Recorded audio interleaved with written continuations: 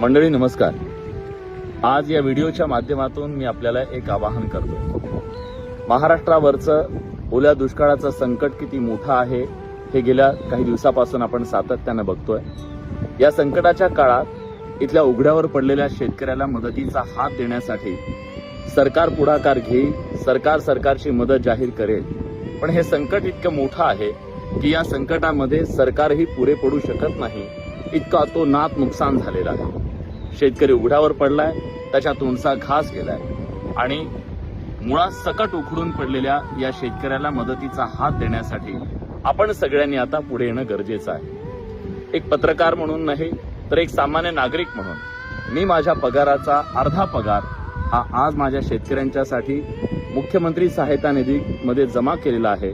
माझी विनंती आहे की मुंबई, पुणे या सगळ्या शहरांमधल्या सगळ्यांनी आता पुढे यावं, वेगवेगळ्या कंपन्यांनी पुढे यावं आणि या सगळ्या मदतीचा ओघ महाराष्ट्रात इतका यावा की निसर्गाच्या त्या प्रकोपाचा जो प्रचंड मोठा लोंढा आला, पूर आला, त्या पुराला मदतीच्या पुरानं आपण मानवतेचं उत्तर देऊया।